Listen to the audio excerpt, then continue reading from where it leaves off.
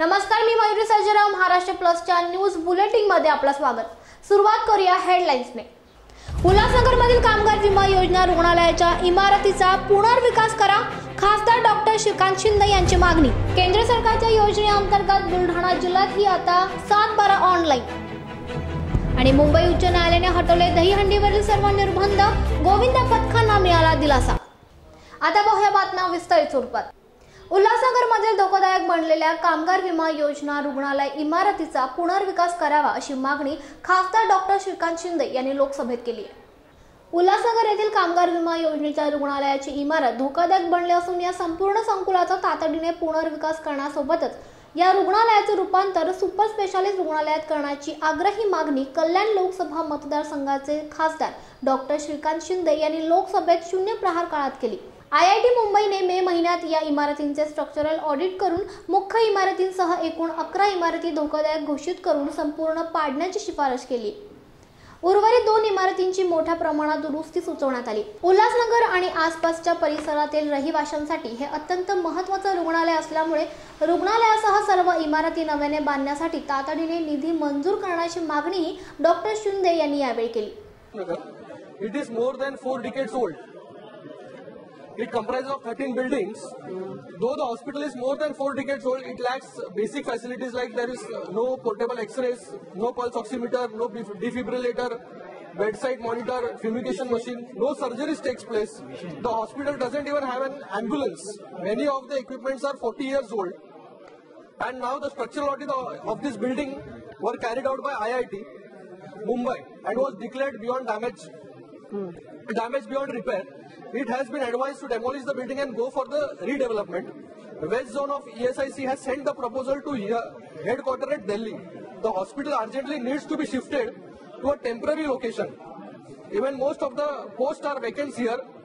Against the sanctioned workforce of 248, only 131 posts are filled. Therefore, I request the Honorable Minister, through you, Madam Speaker, to urgently sanction the redevelopment of this hospital, move the existing building to a temporary rented location, and also provide the basic facilities so that lakhs of people would be benefited from this. Okay. And also build a super specialty hospital in the place of the existing hospital when they carry.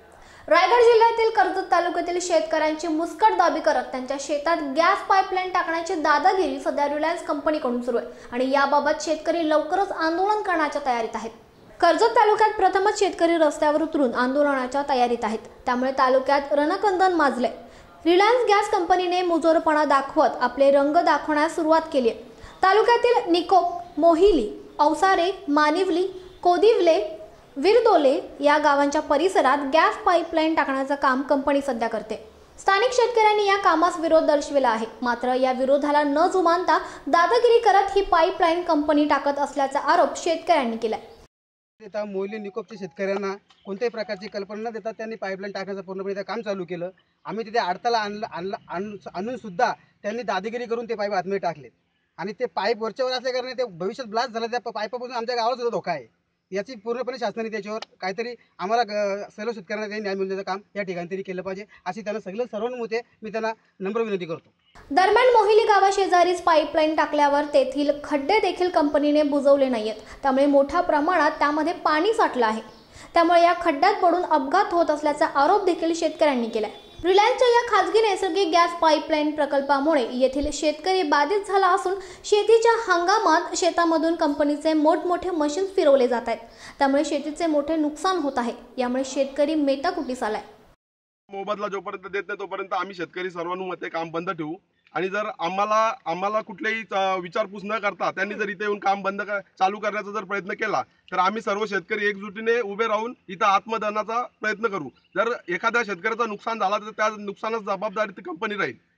याची शासनाने दखल घेऊन आम्हाला योग्य तो न्याय मिळवून द्यावा. रिलायन्स कंपनी जर मुजोरपणा करणार असेल, शेतकऱ्यांना वेठीस धरणार असेल आणि प्रशासन नुसती बघण्याची भूमिका घेणार असेल तर शेतकऱ्यांच्या हक्कासाठी तीव्र आंदोलन छेडून जिल्हाधिकारी कार्यालयासमोरच आत्मदहन करण्याचा इशारा अखिल भारतीय मानवाधिकार नागरी विकल्पचे रायगड जिल्हा उपाध्यक्ष गोरख शेप यांनी दिलाय.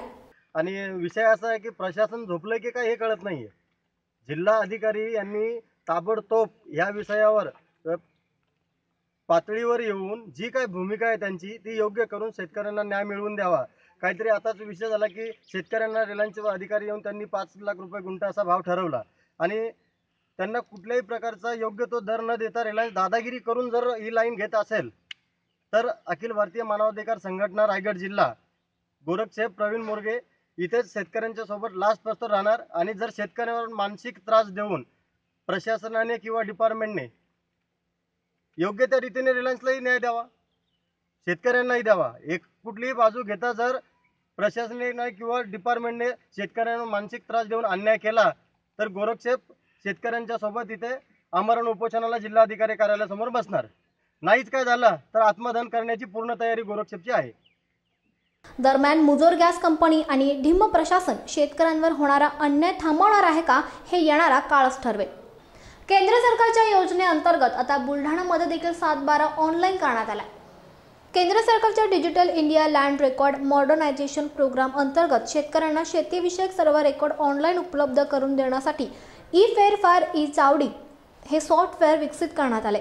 त्यानुसार राज्यात ई फेरफार आज्ञावलीद्वारे दुय्यम निबंधक कार्यालयात झालेल्या दस्ताची नोंद तलाठी रेकॉर्डला ऑनलाईन होत आहे. यामध्ये युटिलिटीचा उपयोग करून हस्तलिखित 7/12 आणि ऑनलाईन 7/12 तंतोतंत जुळवण्याचं जिल्ह्याचे काम अंतिम टप्प्यात आहे. त्यामुळे बुलढाणा जिल्हा राज्यामध्ये 5व्या क्रमांकावर असून बुलढाणा जिल्ह्याचे एडिट मॉड्यूलचे 99.61% काम पूर्ण झाले, अशी माहिती जिल्हाधिकारी डॉक्टर चंद्रकांत पुलकुंडवार यांनी पत्रकार परिषदेत दिली. यावेळी निवासी उपजिल्हाधिकारी ललित वराडे, उपजिल्हाधिकारी श्रीमती नम्रता चाटे, उपविभागीय अधिकारी नरेंद्र टापरे आदी उपस्थित होते. मुंबई गोवा महामार्गाच्या दुरुस्तीसाठी राष्ट्रवादी काँग्रेस पक्षाकडून भव्य मोर्चा काढण्यात आला.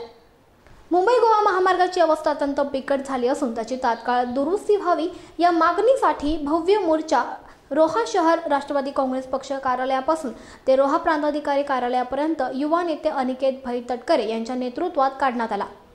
गोवा महामार्गावर पडलेल्या मोठमोठ्या जीवघेण्या खड्ड्यांमुळे तेथून प्रवास करणे अत्यंत कठीण होत आहे. गणेश उत्सव आणि दहीहंडी या सणांमुळे येथून प्रवास करणाऱ्यांची संख्या अधिक असते. मात्र रस्त्यांच्या झालेल्या दुरवस्थेमुळे जीवितहानी होऊन अनेक कुटुंब उद्ध्वस्त झाली. या गंभीर बाबीकडे प्रशासनाचे लक्ष वेधण्यासाठी आणि गणेश उत्सव तसंच दहीहंडी या मुख्य सणांच्या अगोदर मुंबई गोवा महामार्गाची तात्काळ दुरुस्ती करण्यात यावी या मागणीसाठी राष्ट्रवादी काँग्रेस पक्षाचे युवा नेते अनिकेत भाई तटकरे यांच्या नेतृत्वात प्रांताधिकारी कार्यालयावर भव्य मोर्चा काढण्यात आला आणि या प्रसंगी पक्षाचे सर्व पदाधिकारी आणि कार्यकर्त्यांनी आपली उपस्थिती लावली होती.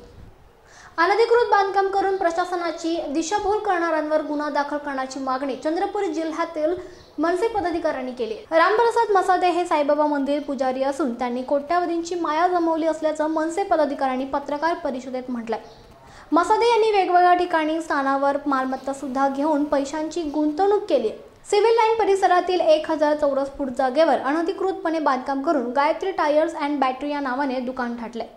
या अतिक्रमण आणि अनधिकृत बांधकामासंबंधी चंद्रपूर येथील नायब तहसीलदारांनी 31 ऑगस्ट 2016 रोजी नोटीस देऊन 9 सप्टेंबर 2016 ला तहसील कार्यालयात हजर राहण्यास त्यांना सांगितलं होतं आणि याच वेळी तहसीलदारांना नोटीसचे उत्तर देताना 9 सप्टेंबर रोजी नायब तहसीलदारांना सिव्हिल लाईन येथील शीट नंबर 1 ब्लॉक 1 आणि प्लॉट नंबर 4 आराची 1000 चौरस फूट ही जागा 1935 पासून उषा राजू रायपुरे यांच्या ताब्यात असून तीच महानगरपालिकेमध्ये कर भरत असल्याची आणि तहसील कार्यालयात पट्टा मिळावा म्हणून तिने अर्ज केला असल्याची माहिती दिली.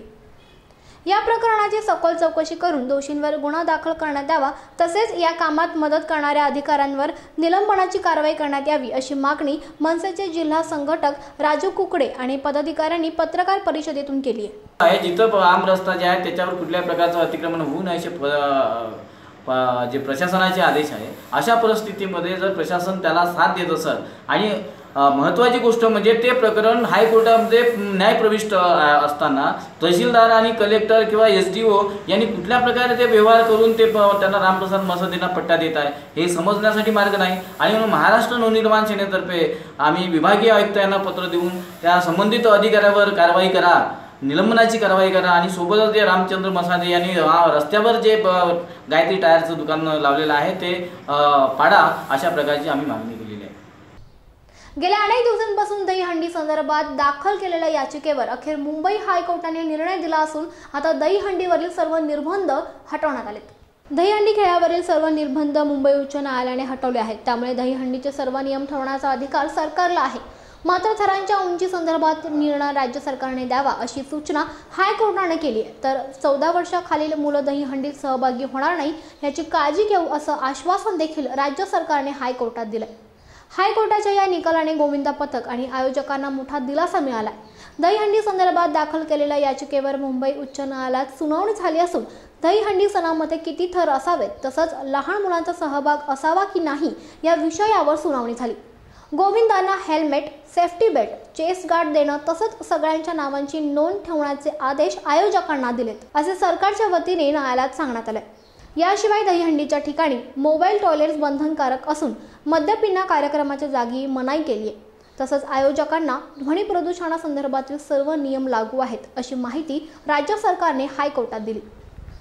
या बातमीसह न्यूज बुलेटिनमध्ये वेळ झाली आज इथेच थांबण्याची. ताज्या अपडेटसाठी तुम्ही पाहत राहा महाराष्ट्र प्लस, आवाज सामान्य जनतेचा.